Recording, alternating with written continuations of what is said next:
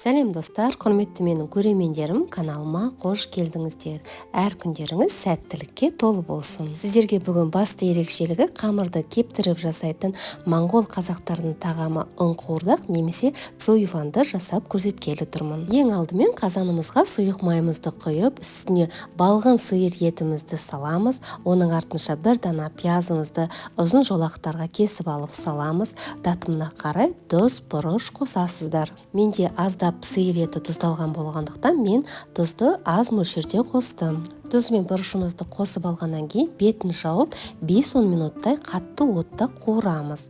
5-10 минуттан кейін араластырып алып, пешімізді баяу отқа қойып, қақпағын жауып, еті піскенше өз сөлінде қайнатамыз. Су қоспайсыздар. Қамырына еттің қамырындай етіп бұқтырамыз, яғни су, жұмыртқа, тұз және ұн. Мөлшерін описание бөлімінен таба аласыздар. Қамырымызды жұмсақтау етіп бұқтырып алғаннан кейін 15 минутқа тындырып аламыз. Мен целлофан пакетке салып тындырып қойдым. 15 минуттан кейін қамырымыз жақсылап тынықты.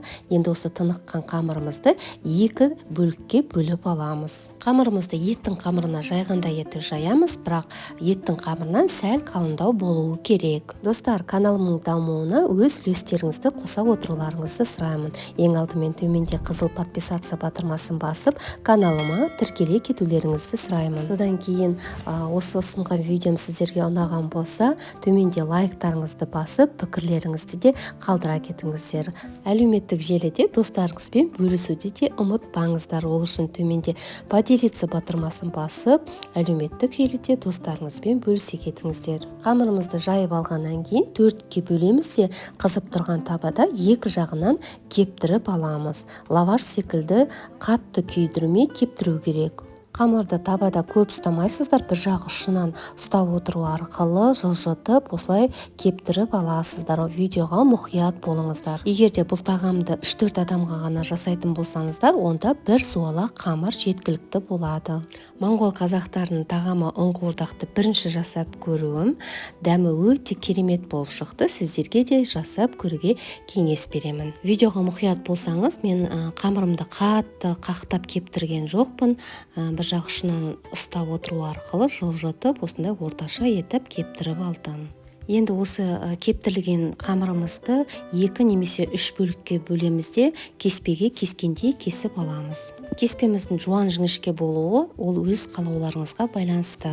Енді осы кептірілген кеспеміз піскен кезде жабысып қалмас үшін аз ғана сұйық май қосып, араларын ашып, араластырып аламыз. Мен бұл жерде 20 мл шамасында сұйық май ғана қостым. Ыңқуырдақтың жасалу жолы да әртүрлі болады. Кейбір кезде сәбіз, картопта қосып жатады, ал мен бұл жерде балғын сиыр етімен кептірілген қамырдан ғана жасадым. Біздің етімізде өз сөлінде пісіп шықты. Үстінен жарты кесе қайнаған су қосып, бірден үстіне кескен кеспемізді салып, қақпағын жауып 10-12 минут шамасында орташа отта пісіріп аламыз. Егер сіздер кеспені жіңішке етіп кесіп алсаңыздар, 5-7 минутта жеткілікті болады. Осымен біздің ыңқуырдағымыз дайын болды.